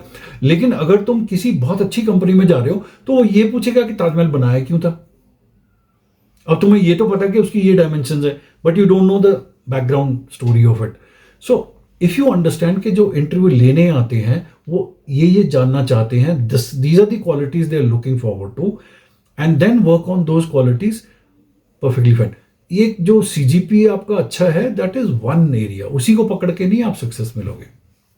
और ये जितने भी टॉपर होते हैं ना, अब मैं अपने बारे में नहीं बता सकता, I am a university topper, मैंने मतलब पढ़ाई में कभी मैं सेकंड नहीं आया, लेकिन ये जितने भी टॉपर होते हैं ना, ये फाइनली इसी टाइप का काम कर रहे होते हैं जो मैं कर रहा हूं अभी, दूसरों को ज्ञान देने का. ये सीईओ कभी नहीं बनते हैं. जो टॉप ऑफ द कंपनीज होते हैं वो ये जो स्कूल कॉलेज में टॉपर होते हैं ना, ये लोग कभी उस कैटेगरी में पहुंचते नहीं है. तो ड्यूरिंग स्टूडेंट लाइफ में थोड़ा कभी पढ़ो यार, जितने भी लोग हैं, एलन मस्क की बायोग्राफी पढ़ लो या किसी और बंदे की बायोग्राफी पढ़ो जो टॉपर रहे हैं, the kind of problems they have gone through. Bill Gates के बारे में पकड़ लो, स्टीव जॉब के बारे में पकड़ लो, just read about those people, ठीक है, एंड कीप एन बड़ा वाला आउटलुक। कैनवस अपना बड़ा रखो, छोटा मत रखो कि बस मेरी एक गर्लफ्रेंड है, बस मैं यहाँ पढ़ाई करता हूँ, बस ऐसा है, बस इसी में रहूंगा, मैं इसी से शादी करूंगा, बस ऐसे ऐसे। अरे यार ओपन अप भैया, ट्रैकिंग कर, बंजी जंप कर, फिर जब तू चीखेगा, तेरी आवाज निकलेगी, तब तेरे को पता लगेगा ओके दिस इज लाइफ। ऐसा होता है, एक्सप्लोर मोर एंड मोर, जितना एक्सप्लोर कर सकते हो पूरा वर्ड का। मतलब the first point is love your self, जैसे हो पसंद करो, कॉन्फिडेंस रखो, कुछ ऐसा करो, ऐसा प्रॉपर इंसान ऐसा नहीं बनना कि बस दूसरों के लिए लाइफ जीनी है, खुद के लिए करना है। मतलब पहले खुद के जितने भी पॉइंट्स हैं आपको जो लगते हैं, अपने आप को रखो इसे। हाँ, it's not selfish, it's like कि हम खुद से प्यार करते हैं, अपने लिए करना शुरू करो कि हम खुद को जैसे हैं वैसे एक्सेप्ट करना है, वैसे प्यार करना है। एंड देन दूसरी चीज़ एक्सप्लोर करना है जितना हो सकता है, जितने से ज़्यादा से। अगर हम खुद से प्यार कर रहे होंगे तब सामने वाला पर्सन हमारी रिस्पेक्ट कर रहा होगा, वो हमें प्यार कर रहा होगा। सिंपल, एक मतलब बहुत दूसरे से उम्मीद इंपॉर्टेंट नहीं चीज है करना। कि कुछ ना कुछ ऐसा होना चाहिए जिसके बारे में सोच के आपको अच्छा लगे, इंस्टेड ऑफ थिंकिंग कि मेरी बंदी बहुत सुंदर है, या हम बहुत अमीर हैं, या ऐसा है, या मैंने ये वाला कांड किया था मैं पकड़ा नहीं गया। No, something which you really feel good about yourself. जैसे मैं बताता हूँ, मैं अपने टाइम में I was good in studies, then dramatics में, बास्केटबॉल में, नेशनल लेवल पे गेम्स खेलना। मतलब कुछ ना कुछ आपको करना चाहिए ताकि आपको उसके बारे में सोच के अच्छा लगे। फिर आपको ना गर्लफ्रेंड्स की कमी रहेगी, कुछ कुछ भी, ऐसा किया हो जो प्राउड हो खुद के यू ऊपर, फील गुड कि हाँ, अबाउट योर सेल्फ कि यस यार भैया ये तो I am the best in this. या कि कुछ और भी एक ऐसी चीज जिसमें हाँ, हमें लगता है कि हम बहुत बेस्ट हैं। चोरी चोरी जो है ना, इसके ऊपर काम करो। मतलब your action should show it to the people कि यस यार दिस गाय। मतलब आपकी जो है ना, मैं जिसको जल्दी बोलता हूँ, एक सिग्नेचर क्वालिटी डेवलप होनी चाहिए ड्यूरिंग स्टूडेंट। अब जैसे what is your signature quality, if somebody says about खुशी क्या है, तो व्हाट विल दे से, क्या है खुशी? खुश इज़ लाइक कि जो, अगर मुझे ऐसा लगता है कि मेरा अगर एक गुड क्वालिटी, अगर we are talking about good quality, तो मुझे लगता है कि अगर मैंने कुछ चीज़ें डिसाइड की हैं, जैसे मैं कुछ टास्क डिसाइड करती हूँ, तुम्हारी फ्रेंड से अगर पूछा जाएगा खुशी क्या है, तो वो एक सेंटेंस में क्या बोलेगी? It's like helping nature, she is a good girl, focus girl है। नहीं, then you are a gone case. Okay, I'm sorry. सो वो शुड बी आंसर। हाँ, Something good. अच्छा वो लड़की यार, मतलब किसी पर्टिकुलर स्किल में बहुत अच्छी है, वो बास्केटबॉल में बहुत अच्छी है यार, वो ड्रामेटिक्स है यार, वो बंदी पॉडकास्ट बड़ा अच्छा करती है। ओके, द वन स्किल की उसकी वजह से आपको सिग्नेचर जाना क्वालिटी, चाहिए। गुड गर्ल तो यार कितनी है। All of the crowd, they are the crowd. इससे अच्छा तो बेटर यही होगा कि अगर वो कि यार वो तो बहुत बंदे पटाती है यार, उसके तो 10 बॉयफ्रेंड रह चुके हैं, is perfectly fine, be notorious, but your signature quality has to be real good. If somebody introduces you, should say कि यार ये देखो ये और ये, और उसमें आपकी मेहनत टपकनी चाहिए। अब जितने भी लोग होते हैं जो अपने आप को एक्सप्लोर नहीं करते, अपना कैनवस बड़ा नहीं करते ना, तो फिर वो क्या करते हैं, छोटी छोटी चीज़ों में पड़ जाते हैं, जैसे मल्टीपल गर्लफ्रेंड्स रखना, चोरी चकारी करना, थोड़ा मतलब देखो इंसान को जीने के लिए कुछ ना कुछ तो मसाला चाहिए होता है। तो या तो ये एनर्जी आप किसी स्किल को एक्वायर करने में लगा दो, अगर स्किल को एक्वायर करने में नहीं लगाओगे तो आप लोगों को बेवकूफ़ बनाने में लगाओगे और एक दिन पकड़े जाओगे। तो बेस्ट यही है कि किसी को स्किल को एक्वायर करने में अपनी एनर्जी को लगा दो।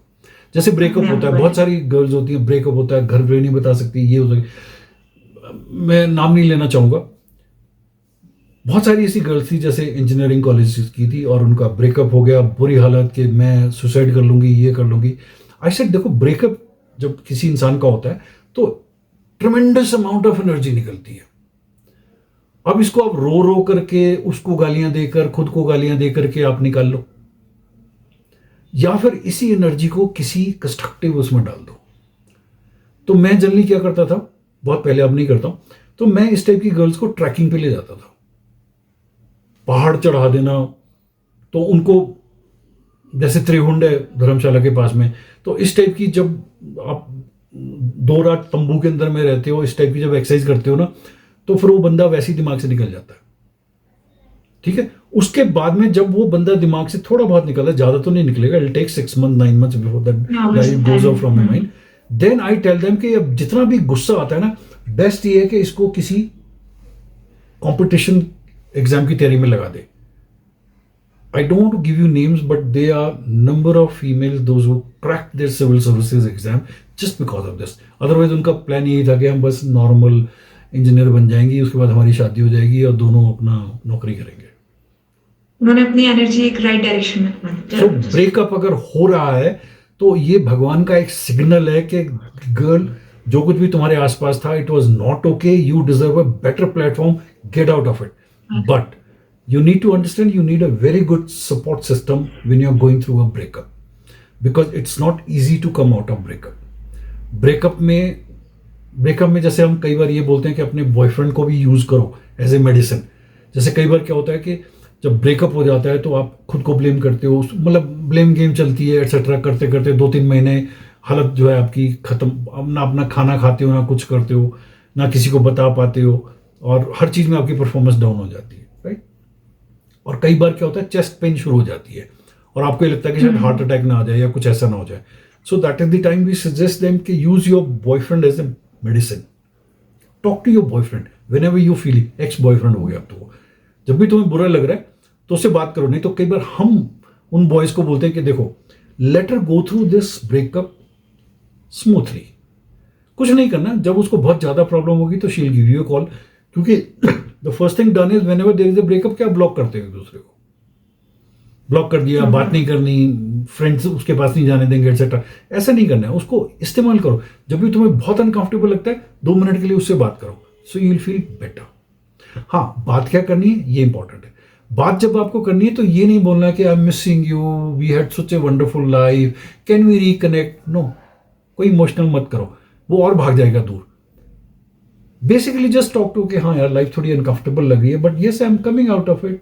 अब मैंने ये प्रोजेक्ट पकड़ लिया, मैं कर रही हूँ. इमोशनल टॉक, नॉर्मल कन्वर्सेशन करनी है, क्योंकि उसकी जो वॉइस आपके कानों में जब जाएगी ना तो यू विल फील बेटर. तो थोड़े दिनों के लिए उसको इस्तेमाल कर लो, उसके बाद में किक हिम आउट. जब आप नॉर्मल हो जाओ तो स्टार्टिंग में से होता है ना, जो चीज हमें नहीं मिल रही होती है उसकी तरफ ब्रेन ज्यादा जाता है. मैंने इसके लिए बहुत अच्छे वीडियोस बना रखे हैं कि ब्रेकअप हो जाए तो आप खुद कैसे सर्वाइव करना. तो what I suggest is get into relationship, do anything in love, explore this world. These things are available in the market, read about them. क्योंकि बच्चों के पास इतने पैसे तो होते नहीं कि वो काउंसलर को हायर कर ले. ठीक है, तो बेस्ट ये है कि फिर थोड़ा get to know about these things and then enjoy. और ये चीज़ हम कितना भी कह दें कि हाँ हम बहुत पढ़ने वाले हैं, आईटी में, एम्प्लॉय में, कॉलेज में हैं, बट कहीं ना कहीं हर कोई इस प्रॉब्लम को फेस कर रहा होता है. हम इस पर कन्वर्सेशन कर रहे हैं, मोस्टली हमारे चैनल पे टेक चीज़ जाती है, बट ये वो चीज़ें हैं जो हम बता नहीं पाते लेकिन फेस ज़रूर कर रहे होते हैं. तो इसलिए हमारे काउंसलिंग का क्यों जाते हैं हम, क्योंकि हम किसी और से नहीं कह सकते. ऐसा लगता है उससे कह के क्या करेंगे या फिर लोग क्या कहेंगे. हम अपने अंदर ही अंदर घुटते, जैसे आपने बोला ना साइलेंट स्ट्रेस, वही होता है कि हमें नहीं चीज़ें करनी. तो ये ओपन अप होना मुझे लगता है बहुत अच्छी चीज़ है. जैसे आपने बोला कि अपने एक्स से बात करो या किसी फ्रेंड से बात करो, किसी से भी कुछ कहो, अंदर रखकर चीज़ें बड़ी लगती है, चाहे वो हो. कई बार ऑफिस में भी ऐसा होता है कि हम अंदर ही अंदर घुट रहे होते हैं. हमारा मैनेजर ने हमें कुछ कहा है, एम्प्लॉयज़ में ऐसा हुआ है कि उसने ऐसा कुछ किया, या फिर मैंने काम किया था बट किसी और के उसका काम मिल गया कि हाँ इसने किया, उसका नाम चला गया. देन हम उस चीज़ को अंदर रखे रहते हैं कि हाँ ये कैसे हुआ. फिर धीरे धीरे हमारे अंदर उसमें ही स्ट्रेस शुरू हो जाता है, या फिर बोल सकते हैं एंगर इश्यूज आने लगते हैं. हम बोलते हैं ना कि शॉर्ट टर्म में इतनी जल्दी आराम से गुस्सा आ जाता है. तो वो सारी चीज़ें मुझे लगता है वो अंदर रखने से ही मोस्टली आती है. आपको क्या लगता है, मतलब उसको स्ट्रेस जो होता है इंसान को बहुत तंग करती है. साइलेंट स्ट्रेस बहुत सारी उन गर्ल्स को भी आती है जिनको बचपन में जो है चाइल्ड अब्यूज केस होती हैं. किसी अंकल ने, किसी आसपास किसी इंसान ने उनको रॉन्गली टच किया होता है और वो किसी को बता नहीं पाती है. अगर बताती भी हैं तो मदर ज़्यादा इनिशिएटिव नहीं लेती है, तो ज़िंदगी भर वो चीज़ उनके दिमाग में घूमती है. और वो कई तो फिर उसमें क्या होता है, मेल से रिवेंज लेना शुरू कर देती हैं और कई मेल्स के क्लोज नहीं जा पाती हैं, वो एक डर बैठ जाता है एटसेट्रा. तो ये भी पार्ट ऑफ साइलेंट स्ट्रेस होती है आगे चल करके. ठीक है, पर उनको पता नहीं लगता कि मैं ऐसा क्यों कर रही हूँ. If you talk to them about that particular issue तो जैसे कि हाँ ये तो बात सर खत्म हो गई है, 20 साल पुरानी बात है. लेकिन क्योंकि उसको आपने ठीक नहीं किया, सॉर्टेड आउट नहीं किया है, तो वो that thing is still lurking. तो हम बहुत सारी उनसे एक्सरसाइजेस करवाते हैं. बेसिकली मेरा ये कहना है कि जितने भी लोग स्टूडेंट हैं, जो भी आपकी प्रेजेंट लाइफ है, सबसे पहले अपनी सेंस ऑफ बिलोंगिंग को बढ़ाओ. अब जैसे अगर तुम ये बोलो यार मैं किस कॉलेज में हूँ यार, कितने छोटे से कॉलेज, मेरे को तो यार आईआईटी में जाना था, मुझे तो एमआईटी यूएसए में जाना था, यार मैं तो गलत आ गई यार. तो भैया ना तुम जीआरई दे पाई, ना तुम गेट दे पाए, ना कुछ दे पाए, यार मेरा बॉयफ्रेंड ठीक नहीं है यार, ऐसा है, ये काला है यार, ये इसको बात करनी नहीं आती, यार मेरे मम्मी पापा ठीक नहीं है यार, छोटी सी गाड़ी है, छोटा सा घर है, हमारे पास पैसे नहीं। डोंट बी ए क्रेबर। अगर आप क्रेबर रहोगे तो फिर बहुत मुश्किल हो जाएगी। सो बेसिकली एक्सेप्ट, खुद को पसंद करो कि यस मैं देखने ठीक है यार, मेरा वेट ज़्यादा है, मैं ऐसे, बट मैं अपने आप को पसंद करो, ठीक है। Secondly, you belong to a छोटा फैमिली और यू बिलोंग टू अ बड़ा family, be okay with it. जिस कॉलेज में अब आ गए हो तो भैया पसंद करो। जो बॉयफ्रेंड या गर्लफ्रेंड बन गया, एक्सेप्ट दैट पर्सन। उसमें ना कमियां मत निकालते रहो, फिर तो तुम इंजॉय नहीं करोगे यार, हर चीज में तुम नेगेटिव निकालोगे, ये ठीक नहीं है, ये ठीक नहीं, ये ठीक नहीं, तो फिर नेचुरली वो बंदा थोड़े दिन तक तुम्हें बेयर करेगा, उसके बाद किक मारेगा फिर तुम्हें एक दिन। जो भी चीज़ है आपके पास या पर्सन है वो उसके साथ वर्कआउट जस्ट करने का एंजॉय। ट्राई करो। उसके बाद उसी तुम्हें से- नौकरी मिल गई है तो ठीक है, तुम्हें नौकरी मिल गई, तुमको पैसे अच्छे नहीं मिल रहे और कोई और प्रॉब्लम है, तो अभी जहां जिस ऑर्गेनाइजेशन में हो, जो तुम काम कर रहे हो, उसके बारे में क्रिम मत करो। But yes, if you feel that you have a potential to get into something better, keep continue trying without telling anybody about it. अब जैसे बॉस के साथ प्रॉब्लम है, तो जरूरी नहीं है कि आपके कारण प्रॉब्लम है, हो सकता है बॉस की खुद की नेचर ऐसी है, वो बीवी से लड़के आया और आकर के उसने क्योंकि जितने भी मैंने देखा है मेल सुपरवाइजर्स होते हैं आईटी कंपनीज में, घर पे तो वाइफ या गर्लफ्रेंड या लिविंग इन में होते हैं, वो उनसे तो लड़के आते हैं, और घर जो ऑफिस में गर्ल्स होती हैं वो उनकी बहुत देखभाल करती है, सर आप बहुत हैंडसम हो, बहुत सर आप बहुत स्मार्ट हो, सर आपने कितने अच्छे से ये कोडिंग का मुझे ये बता दिया। तो उनको लगता है कि यार है, घर में तो मेरी कोई इज्जत नहीं करता और ऑफिस में सब इज्जत करते। और मान लो तुम एक ऐसी इंसान हो जो सिर्फ काम में अच्छी हो लेकिन वो ये बूट लिकिंग नहीं करती हो, तो फिर naturally he will find out faults with you. अब इसका इलाज क्या है? या तो तुम सल करती रहोगी, क्रिब करोगी, या कंपनी छोड़ के चली जाओगी। मैंने बहुत सारी गर्ल्स को देखा कि ऑफिस जाने से पहले फोन करती है, सर फिर उसकी शक्ल देखनी पड़ेगी, I don't want to talk to my boss, और ये बंदा नहीं होता तो मैं कंपनी में बहुत अच्छा करती। मैंने कुछ नहीं किया, मैं सिर्फ उस बॉस से बात करी, मैंने I just invited him for lunch and I called this girl also for lunch and I put them together in a good restaurant, fantastic 5-star place. Okay, both of you sit 2 hours. You will not talk about anything about related to job etc. Just talk about anything else, movies के बारे में, इधर उधर कुछ और बात। 2 घंटे just have lunch, उसके बाद में just go to your places and then we'll see। कहानी खत्म हो गई, things sorted out। कंफर्टेबल। जिस जगह पे आपको अच्छा नहीं लगता है उसी जगह पे चीजों को सॉर्ट आउट मत करो। जैसे गर्लफ्रेंड बॉयफ्रेंड में भी क्या होता है, जहां आपकी लड़ाई हो रही होती है ना, वहीं आप उसको सॉर्ट आउट कर रहे हैं, अरे यार ऐसा मत करो यार, ठीक है लड़ाई होगी आपकी जहां भी होगी, उसके बाद में देन से ओके यार next Sunday will go to for trekking या will go to this restaurant, और वहां जाकर के and then discuss about it. तो 90% प्रॉब्लम्स तो आपकी वैसे ही डिले होने से खत्म हो जाती हैं।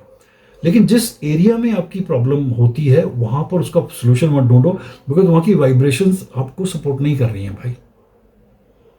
गो somewhere else, change the environment, then Environment thoughts change automate जो है वो हाँ, तो वो वाइब्रेशन चेंज हो जाती है। So, आप यू शुड बी ट्राई की डिफरेंट एनवायरनमेंट में डिफरेंट तरीके से। और हर इंसान जो है ना किसी चीज में अच्छा होता है।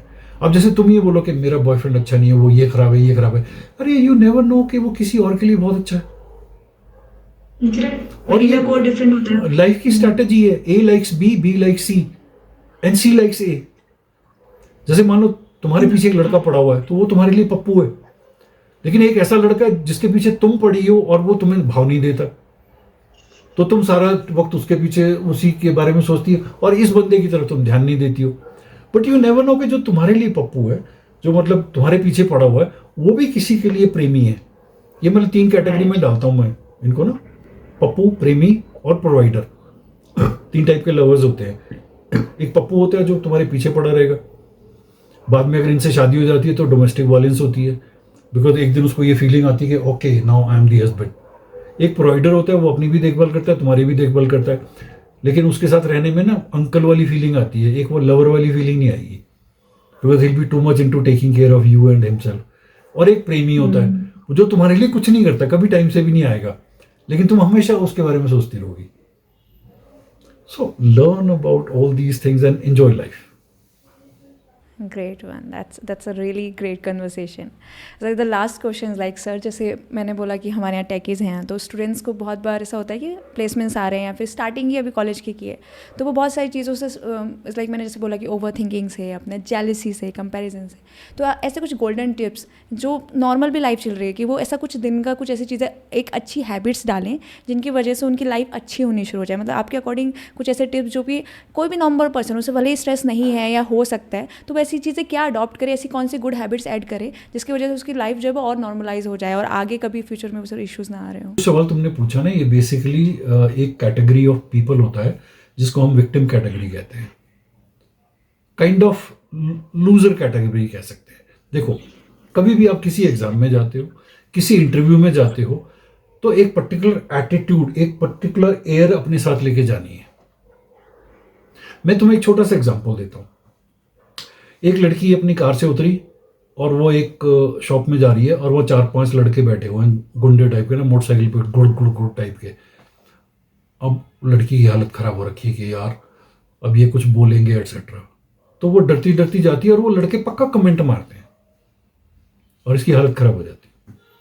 अब एक लड़की जाती है, गाड़ी से उतरती है, गाड़ी को किक मारती है, मतलब दरवाजे को बंद करती है और मोबाइल के ऊपर अपने बॉयफ्रेंड को गालियां, साले तू आया नहीं, तूने आना था, you told me that I am going to meet you here, ऐसे करती करती वो शॉप के अंदर जाती है। तो वो बॉयज क्या करेंगे? Full of confidence and anger, full of confidence, like वो खुद चुप हो जाएंगे, डर जाएंगे कि लाइक।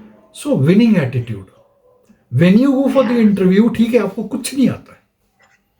मैंने एक लड़की को आईएएस क्लियर करवाया था, इसी चक्कर में मैं बताता हूँ। उसको 16 क्वेश्चन नहीं आए थे इंटरव्यू के दौरान में। She did not know 16 answer to 16 questions, but she maintain that attitude of being a winner. And she mention, कहती सर जो आपने सेंटेंस बोला था, मैंने उनको बताया कि sir I am really surprise के you asked me so many questions and I really do not have an idea about most of these, though it is very perplexing me, but I am still ready to take on. It's showing your confidence and And she made it. So winning है, जब आप किसी interview में जाते हो, that is not the end of life यार, ठीक है। अब प्रॉब्लम क्या आती है कि कुछ ऐसे बच्चे होते हैं, उनका ना रिलेशनशिप ठीक चल रहा होता है, पढ़ाई में भी धक्के खा रहे होते हैं, घर वाले भी ऊपर से बम्बार्डमेंट कर रहे होते हैं, वो खुद को भी नहीं पसंद करते हैं, तो भैया तुमको कौन सिलेक्ट करेगा यार? कहीं तो मर्द बनो ना।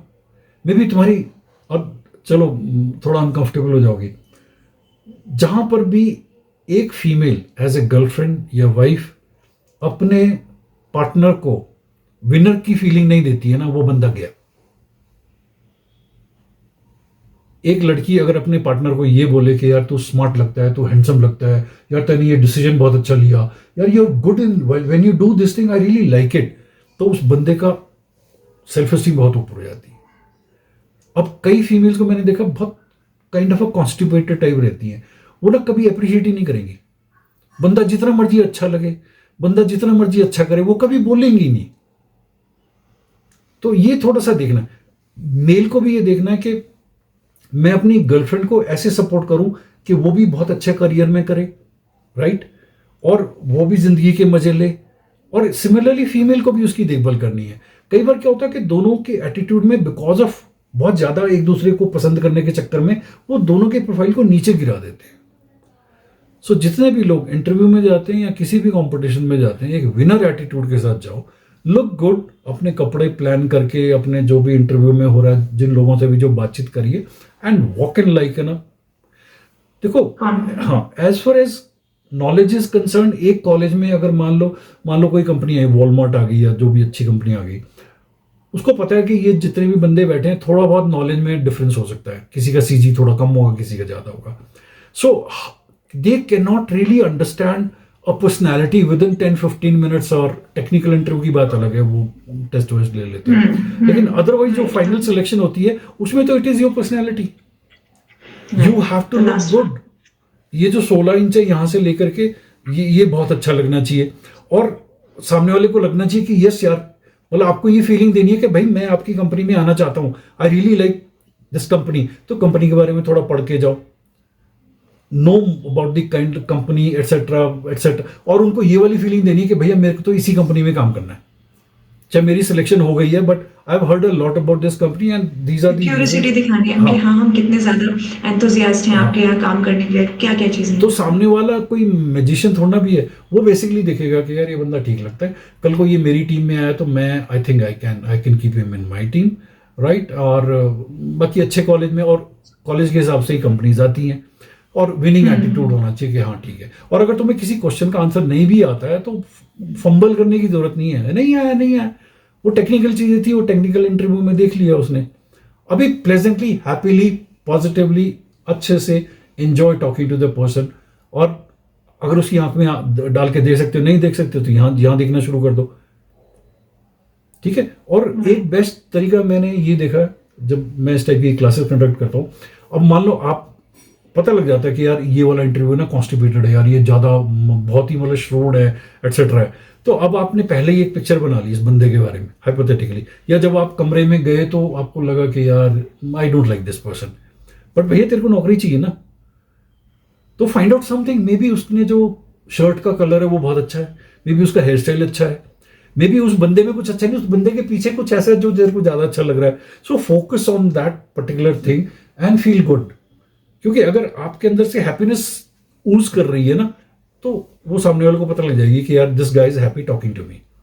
Don't go by the person in front, don't be like robot कि जस्ट हमें आंसर देना है, यू शुड बी लाइक कि हाँ कॉन्फिडेंट है मैं, एक नॉर्मल टॉक लगना चाहिए वहां पर, ऐसा नहीं होना चाहिए कि मैं प्रेशराइज में बैठा हूँ। हाँ कुछ नहीं, जस्ट एंजॉय टॉकिंग, बिकॉज सामने वाले को जैसे ही लग गया कि हाँ यार मैं इस बंदे को रख सकता हूँ, मतलब he can be part of my team, तो उसको सिलेक्ट कर लेगा, ठीक है। एंड एंजॉय द प्रोसेस, यार ये कंपनी तो कोई और कंपनी। और मैंने बहुत सारे ऐसे स्टूडेंट को देखा, स्पेशली जो कंप्यूटर साइंस वाले होते हैं, उनको गूगल ने नहीं पकड़ा, HP ने नहीं पकड़ा, माइक्रो अच्छी कंपनियों ने नहीं पकड़ा, ठीक है। उसके बाद में मान लो कैंपस प्लेसमेंट में उनको कोई छोटी मोटी कंपनी मिल जाती है, उसके बाद में इनकी जो ओपन प्लेसमेंट्स होती है जैसे गूगल की या किसी और की, उसमें उन्होंने पक्का एग्जाम किया, या जावा का या कोई बहुत अच्छा सा जो है उन्होंने सॉफ्टवेयर जो अच्छे से पकड़ लिया और उसके बाद में निकल गए। That's true. कि हम ये तभी कर पाओगे if you like that particular topic. हाँ, अगर आपका मैथमेटिक्स अच्छा नहीं है, जबरदस्ती आपको कंप्यूटर साइंस में डाल दिए और कंप्यूटर में आप गेम खेलने में ही अच्छे थे बस, बाकी आपको कुछ आता जाता नहीं है, प्रॉब्लम सॉल्विंग स्किल्स आपके अच्छे नहीं है, तो भैया फिर तो आप टोटल पूरा कर रहे हो। तो then you should be change yourself, like कि क्या पसंद है एक्चुअल में। It doesn't mean कि मैं इसमें आ गया हूँ तो जबरदस्ती खींचना है इसको। अभी तो नौकरी पकड़ ले, पैसे कमाने शुरू कर दे, बट धीरे धीरे थिंक ऑफ शिफ्टिंग। हर इंसान किसी ना किसी चीज के लिए बना है, तुम अगर इसके लिए नहीं बने तो किसी और चीज के लिए बनो, मे बी तुम्हें भी पता नहीं है, but you will come to know, you will realise. कुछ ना कुछ तो करना ही है लाइफ में, हो भी जाना है at the end, but you should be know कि हाँ किस चीज से हैप्पीनेस मिल रही है और कहाँ पर आप प्रॉपर फिट हो पा रहे हो। नहीं तो साइकोलॉजी में एप्टीट्यूड टेस्ट होते हैं, हम लोग करते हैं, आ जाओ थोड़े बहुत पैसे लगते हैं, and you will get to know what reality, what exactly you are good at, we can do this. Yeah, that's why I'm saying ना कि how to find the purpose, कि मुझे पता था, मैं you asked me ना in the morning कि EQ test हुआ है, like no just because of the, मुझे भी नहीं पता कि ऐसे कुछ टेस्ट हैं जिसके थ्रू हम we know that कि हमारे अंदर खुद का क्या पैशन है ना। Basically you should enjoy whatever you're doing. At the evening when you go to bed you should feel good about your, आज अच्छा मैंने ब्रेकफास्ट किया, आज मैंने अच्छे से पढ़ाई करी, आज मैंने गर्लफ्रेंड से बड़ी अच्छे से बातें करी, मजा आ गया यार, बस अब सो जाओ।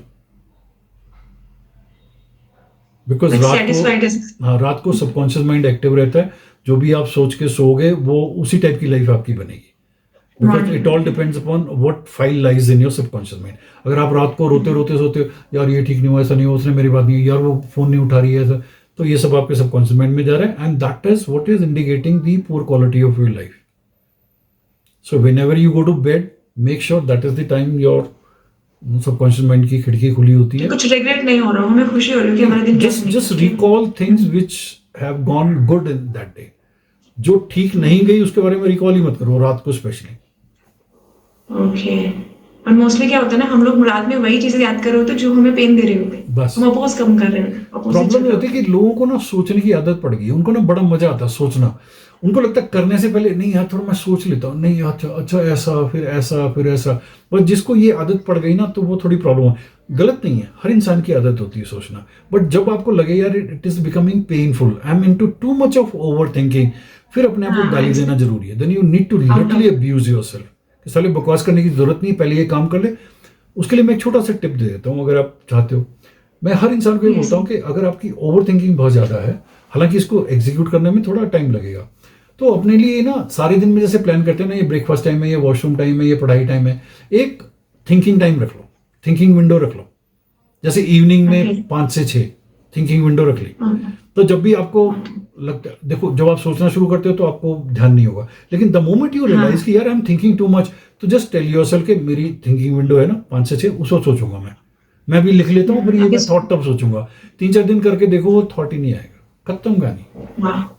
दैट्स अ ग्रेट, लाइक कि जब भी आ रहा है हमको लग रहा है हम लूप में फंसने वाले हैं, हम खुद को इंटरप्ट करें कि देखो वो टाइम में सोच रहे होंगे, एंड एक्चुअल में जब वो टाइम होगा तो तब शायद थॉट्स नहीं आते, फिर ऐसा हो जाता है कि वो थॉट गए।